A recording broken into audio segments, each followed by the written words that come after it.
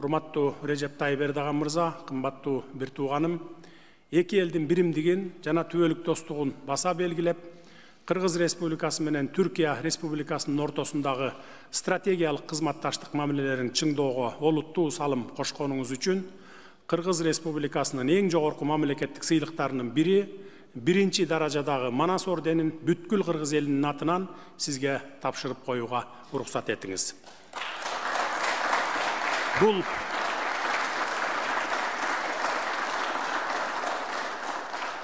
Бул жогорку мамлекеттик сыйлыгын сизге тапшыруу мен үчүн өзгөчө сыймык. Сизге бекем ден соолук, узун өмүр, кажыбас кайрат, ал эми мамлекеттик ишиңизде жаңы ийгиликтерди каалаймын. Анда эмесе сизге сыйлык тапшыруу үчүн чакырууга уруксат этесиз. Кыргыз Республикасынын президентинин жарлыгы. Кыргыз Республикасы менен Түркия Республикасынын ортосундагы стратегиялык өнөктөштүктү өнүктүрүүгө, ошондой эле эки өлкөнүн элдеринин ортосундагы достукту бекемдөөгө кошкон олуттуу салым үчүн Түркия Республикасынын президенти Режеп Тайып Эрдоган биринчи даражадагы Манас ордени менен сыйлансын. Кыргыз Республикасынын президенти Жапаров Садыр Нуркожоевич.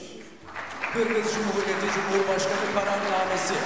Kırgız Cumhuriyeti ile Türkiye Cumhuriyeti arasındaki stratejik ortaklığı geliştirmeye, ayrıca iki ülke halkları arasındaki dostane ilişkileri güçlendirmeye yönelik değerli katkılarından dolayı Türkiye Cumhuriyeti Cumhurbaşkanı Sayın Recep Tayyip Erdoğan birinci derece Manas nişanı ile ödüllendirilecektir.